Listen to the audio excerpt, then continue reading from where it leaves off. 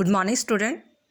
Today we will discuss a very crucial important topic, why India is known as quasi-federal state.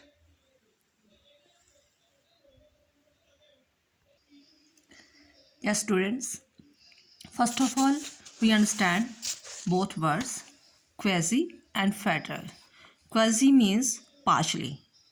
के partially उसे क्यों कहा जाता है, इंडिया को फेडरल स्टेट क्यों कहा जाता है, और फेडरल का मतलब होता है कि जो जो पावर्स है वो दो चीज़ों में बांटी हो, जैसे सेंटर एंड प्रांतों में जो पावर्स डिवाइड की गई होती है यहाँ पर, जैसे यहाँ पर जो ड्यूअल कॉन्स्टिट्यूशन होते हैं और ड्यूअल सिटीजनशिप होती है, दो ही उनके जो कोर्ट्स वगैरह होती हैं, ऐसे जो जहाँ सिस्टम होता है वह हम उसे फेडरल सिस्टम कहते हैं। लेकिन हमारे इंडिया को क्वाजी फेडरल स्टेट क्यों कहा जाता है, इसके भी बहुत सारे रीज़न हैं, इसे देखते हैं। हाँ यस बेटा, फर्स्ट टाइम इस वर्ड का जो प्रयोग था वो केसी वियर के द्वारा किया गया कि नहीं, हम इंडिया को पूरी तरह फेडरल सिस्टम वगैरह नहीं कह सकते, ये क्वाजी फेडरल स्टेट है। रीज़न क्या है कि India is neither a purely federal state और nor is a purely unitary state. ना तो ये पूरी तरह फेडरल स्टेट है और ना ही पूरी तरह यूनिटरी। यूनिटरी मीन्स जिसकी सारी शक्तियाँ एक ही हाथ में हो, सेंट्रल में स्टेट हो, वहाँ पर दो संविधान ना हो, स्टेट में जो पावर्स है सब्जेक्ट डिवाइड ना हो, सारी एक ही पावर एक ही हाथ में हो, उसे यूनाइटेड स्टेट बोलते हैं। कहते हैं कि हमारा इंडिया जो है वो दोनों का मिक्सचर है।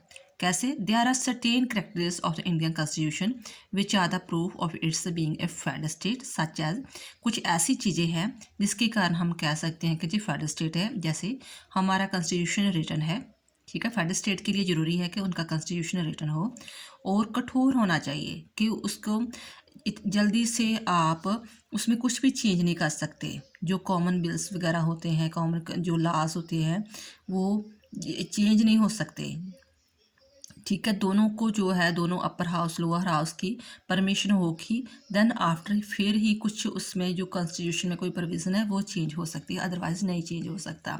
Then after supremacy of the constitution होगी कि हाँ, कुछ भी आप कोई भी लॉ बनाते हो, जो कोई पार्लियामेंट कोई लॉ बना रही है तो वो कॉन्स्टिट्यूशन के अगेंस्ट नहीं होना चाहिए। अगर अगेंस्ट है तो वो जो कानून आपने बनाया है वो उसे रद्द किया कर सकती है सुप्रीम कोर्ट, ठीक है। ड्यूअल पॉलिटी होगी कि स्टेट और प्रांतों में शक्ति बांटी हुई होती है। डिवीज़न ऑफ द सब्जेक्ट भी बने होते हैं, जैसे हमारे 3 तरह टाइप बने हुए हैं, कुछ प्रांतों को दिए, कुछ सेंटर को, कुछ दोनों को कॉमन दिए सब्जेक्ट दिए गए होते हैं। और बाइकैमरल पार्लियामेंट होती है, जैसे अपर हाउस है हमारा और लोअर हाउस, जैसे लोकसभा एंड राज्यसभा है। और सुप्रीमेसी ऑफ जुडिशरी, और जो सुप्रीम कोर्ट है, यानी कि सुप्रीम कोर्ट के नीचे हाई कोर्ट के नीचे जो हम जिला की अदालतें होती हैं, ऐसे सारी मल्टी जुडिशरी, और जुडिशरी के आगे ही सभी लोग एक समान माने जाते हैं कि कानून की व्यवस्था होती है। ये सारा कुछ पाया जाता है फेडरल सिस्टम में। बट इसके साथ ही हमारे इंडिया में क्या पाया जाता है, along with there are certain single constitution characteristics of the Indian constitution which are the proof of its being united state. कुछ ऐसी चीज़ें पाई जाती हैं जिसके कारण हमें लगता है कि नहीं, यहाँ पर यूनाइटेड स्टेट है, फेडरल स्टेट नहीं है हमारा इंडिया, यूनाइटेड स्टेट है। कैसे? फर्स्ट ऑफ ऑल एक सिंगल कॉन्स्टिट्यूशन है। अगर फेडरल स्टेट हो तो कॉन्स्टिट्यूशन 2 होते हैं, जैसे अमेरिका में है। मान लो कोई अमेरिका में रहता होगा तो उसे पता है, कोई रिलेटिव होगा तो उन्हें पता है कि अमेरिका में 2 कॉन्स्टिट्यूशन पाए जाते हैं, जैसे जिसकी उसकी 50 स्टेट्स है तो 50 स्टेट्स के अलग अलग कॉन्स्टिट्यूशन है। कैलिफोर्निया का अलग होगा, अमेरिका का अलग होगा।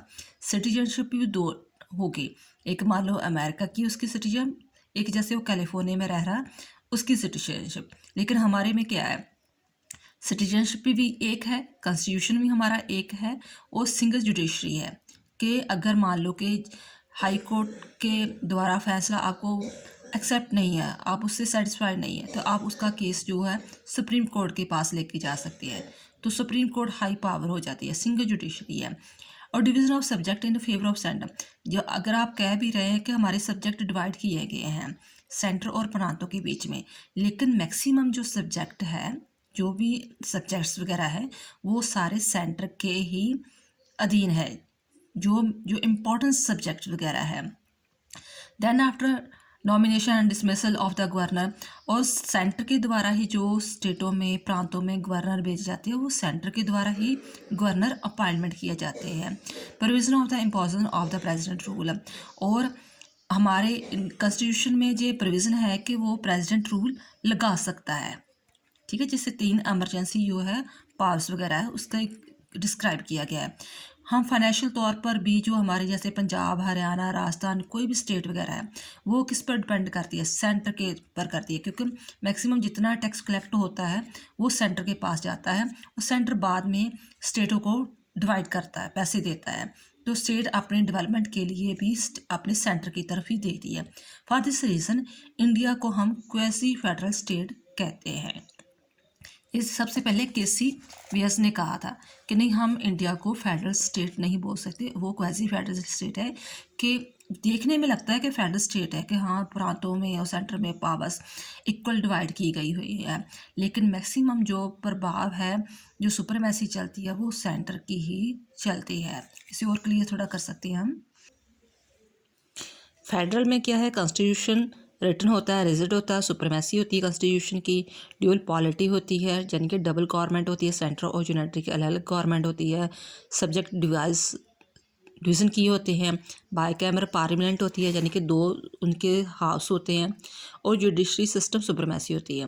और यूनाइटेड स्टेट में क्या होता है कि कॉन्स्टिट्यूशन सिंगल होता है, सिटीजनशिप सिंगल होती है, जुडिशरी सिंगल होती है, और इमरजेंसी पावर प्रेसिडेंट को मिली होती है, और गवर्नर भी जो है वो प्रेसिडेंट के द्वारा चुना गया होता है।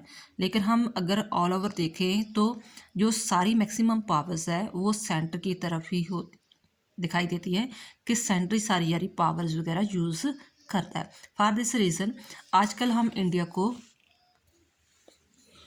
क्वासी फेडरल स्टेट बनाना बेहतर समझते हैं, कि वो फेडरल स्टेट नहीं है, एक क्वासी फेडरल स्टेट है। आई होप आपको इसकी अच्छी तरह समझ आ चुकी होगी। थैंक्स बेटा।